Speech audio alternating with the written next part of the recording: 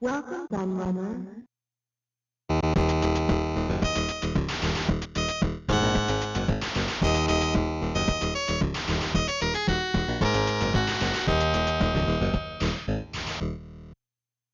The glory days of the video game arcade might be a long way behind us, sadly, but they certainly haven't been forgotten, and in this video I'm going to take you back 35 years to those heady days that played such an important part in our youth.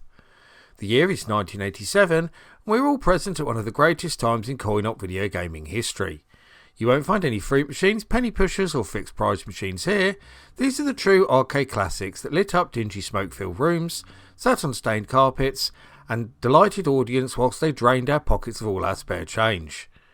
Names like Sega, Konami, Capcom, Taito and Atari have all become synonymous with gaming, and so it will be no surprise to see them feature heavily in this video. This is where many of today's popular franchises started, multiple innovations took place, and the genres that we know and love today were formed. All these titles play every bit as well today as they did back then and deserve to be remembered as true classics in the annals of video game history. There are two things that very much stand out when looking at the arcade games of 1987. The first of these is the debut of the huge behemoth that is Capcom's Street Fighter franchise.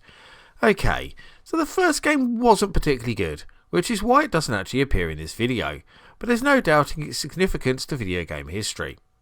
The next thing I wanted to mention is that 1987 was the year that Japanese arcade giant Sega truly came into their pomp. It's hard to find a year where they released as many classic games as they did in this one. 1987 really was the year of Sega, and you're about to find out why as we look at the 20 greatest arcade games of 1987.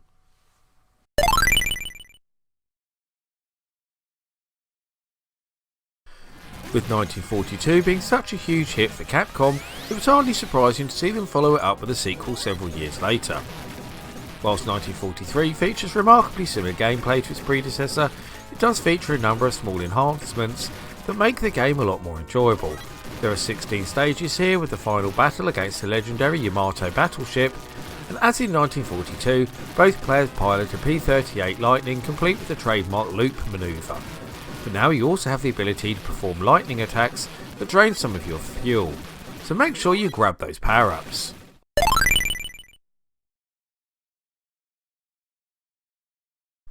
Thunderblade has a real point of difference from Sega's other superscalar games, in that the stages switch between a third-person 3D behind the helicopter view, much like Afterburner, and a more traditional vertically scrolling top-down shooter stages, but with a fancy 3D perspective to add depth. In these stages, the buildings seem to actually be pointing up at you, rather than just being flat, with the angles of them changing direction as you do, giving a really convincing 3D effect. Okay, so the actual gameplay is pretty shallow, but those amazing effects keep you popping in the coins.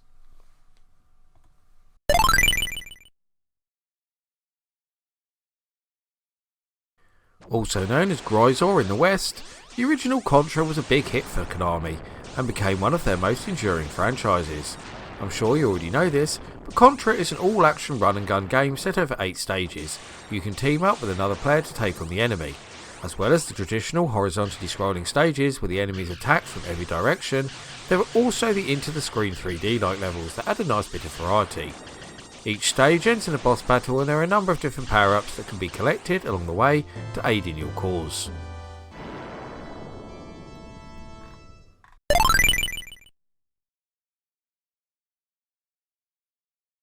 There once was a time when these World War II shooters were all the rage, with titles like Time Pilot 1943 and P-47 Thunderbolt ruling the arcades. Of these, Flying Shark was one of the finest, and one of the best remembered too. Developed by shooter connoisseurs Toaplan, it was distributed worldwide by Taito, and known under the title Sky Shark in North America. You fly your little plane up the screen over different land and sea-based backdrops, taking out the enemy with your machine guns and bombs, grab the power-ups and defeat the bosses. Also check out the great sequel Fire Shark 2.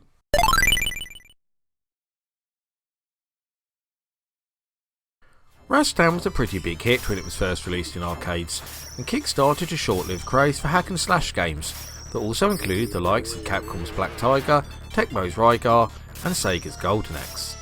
In the game you play as a loinclothed warrior who is clearly inspired by Arnie in Conan the Barbarian, who must fight through a mythical land on a mission to restore peace. You are armed with a huge sword that can be swung at your enemies and will also need to jump and climb ladders to progress. Watch out for the power-ups as you explore, which will include new weapons.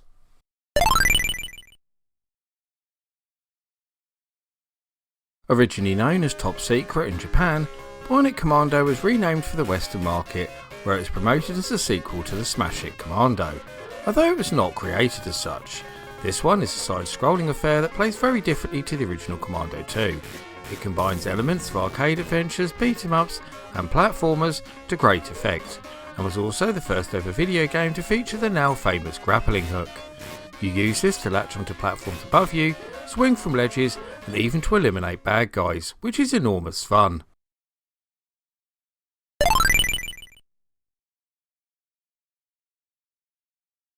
Super Hang-On was one of Sega's biggest arcade hits of the 80s, and many people described this game as Outrun on a motorbike, and if you take away the multiple paths, then that's pretty much spot on. The original coin-op also used the same superscaler hardware as Outrun 2, and allowed you to sit on a full-size hydraulic moving bike for added effect. You race through all the continents of the world, trying to make the finish line before the time runs out. Fast speeds and varied locations are also accompanied by an amazing selectable soundtrack, again like Outrun.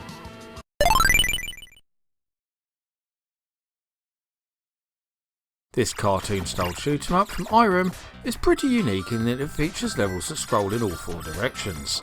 It also requires you to direct your weapon fire in order to cover all these different angles too. Many of the stages take place in tight caverns where you must also drop bombs to clear the way forward. In a way, this game is almost like an updated version of Konami's Scramble, with cute visuals and power-ups. In these caverns you'll also find crystals that can be traded in for weaponry via the handy shops.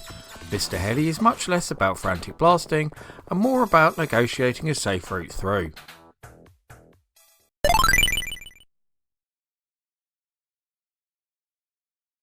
Zybot started off its development as Gauntlet 3D, but as the programmers made it more and more futuristic, Atari took the decision to rename it, as they thought it was too far removed from the original franchise.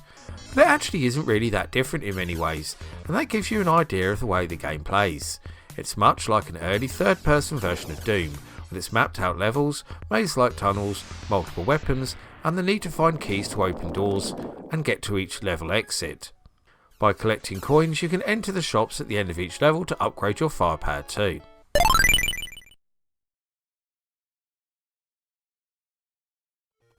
The first Wonder Boy game was a massive hit for Sega, and equally popular on the home systems of the time too, so it was no surprise that a sequel came the year after. Known as Wonder Boy in Monsterland, it took the platform game stylings of the original and added some really cool adventure game style aspects into the mix too, which were enhanced further in the following sequels. There are an amazing 12 different locations to explore here, including Monsterland itself, and each one has its own boss. Make sure you collect all the coins because they'll come in handy when you find a shop.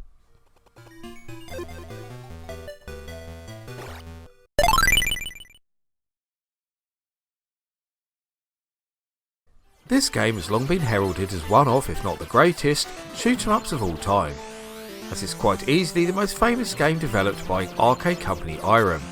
There's certainly no doubting that R-Type is a horizontally scrolling shoot-'em-up of the highest calibre, and upon release it soon became the game that all similar titles were subsequently judged by.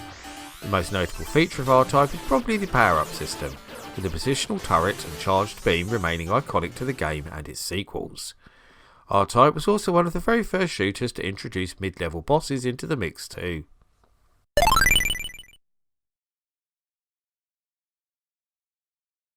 Whilst Operation Wolf was far from the first light gun shooter in arcades, it was certainly the game that all future ones were judged by, and it spawned endless clones from other coin-op manufacturers. In it you are a soldier who has parachuted into an enemy war zone and must rescue all the hostages and then make it to the airport in order to escape.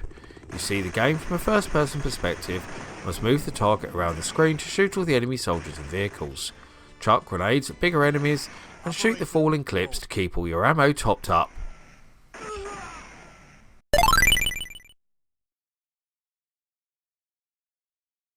Road Blasters is perhaps one of Atari Games' most famous and popular arcade games, and inspired numerous clones such as Overlander, Fire and Forget and Battle Outrun.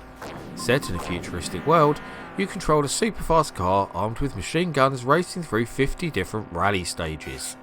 Whilst they are called this, they play nothing like a real rally race. The road is full of other cars, some of which can be destroyed with ease, and armoured ones that require special weapons to take out. At the side of the road, gun turrets add to the challenge. Oh, did I forget to mention you also have limited fuel too?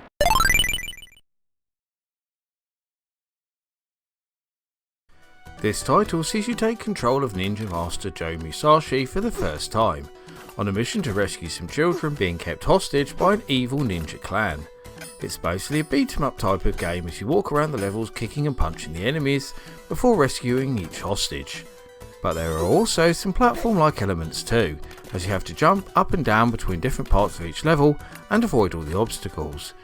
As well as being able to kick and punch enemies within close range, you're also equipped with some ever useful shurikens and that mysterious ninja magic too.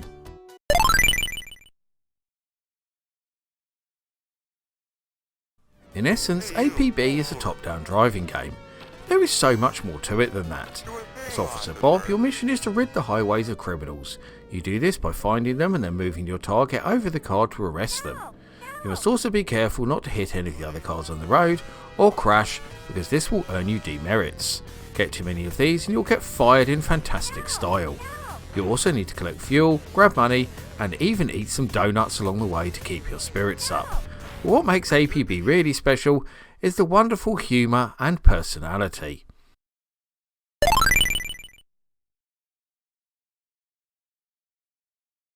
Clearly influenced by the classic film Aliens, the designer has even admitted this himself.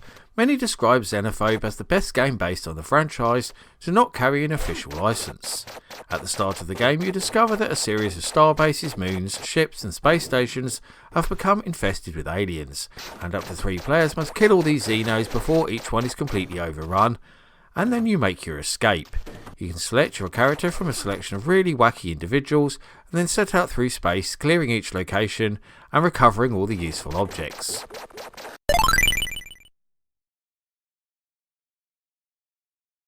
For those who are somehow unaware, Rainbow Islands is the sequel to the classic Bubble Bobble, and the second game in the now famous franchise.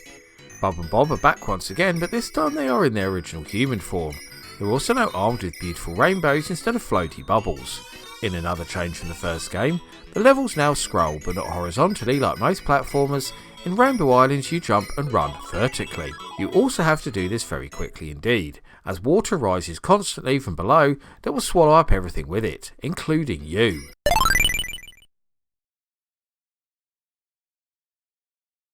In Afterburner you get to fly a F-14 Tomcat across a series of very different landscapes, shooting down the enemy targets. Your plane is equipped with a Vulcan machine gun as well as lock-on missiles. To activate the latter you have to wait for it to lock in, which is signified by a target appearing over the enemy. Your ammo is limited, so you have to be careful not to waste it, and after every few levels it can be replenished by either docking with another plane or landing on a runway. In the modern age it's easy to spot how limited the gameplay is, but back then it really was an amazing experience.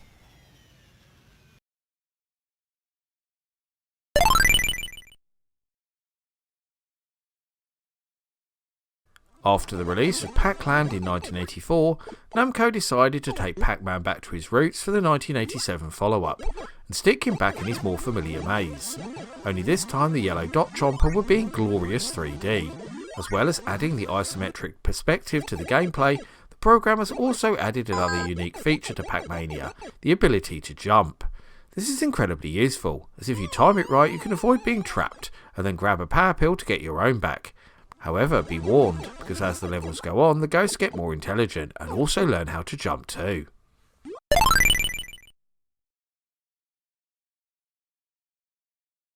When it was first released into arcades, Technos' Double Dragon quickly became the hottest game on the market.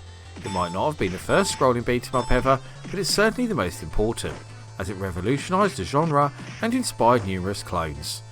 Where it upped the ante compared to previous efforts was not only in the range of attacks, but also by adding interactive environments, weapons, a wide range of different characters, and a simultaneous 2-player co-op mode too, with the latter becoming an integral part of the game, as you fought each other at the end to win it. And that rounds up my look at the greatest arcade games of 1987. Are there any others you can think of that should have made the list? Or do you disagree with any of the entries that I did include? I'd love to hear your thoughts in the comments. Before I go though, I must thank all of my loyal patrons for continuing to support my channel and make videos like this possible. However, I must give special thanks to the following patrons in particular for their much appreciated pledges: D. Vaughan, Mitchell Valentino, Neptune, Seth A. Robinson, Carl Olsen, Aussie B, Dos Gamerman, and Electron Star Collapse.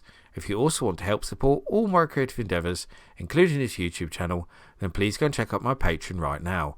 You can get access for a host of extra content, including downloads, exclusive videos, creative insights, and much more besides. I've been the Laird, I thank you for watching, and I'll see you all again for another video very soon.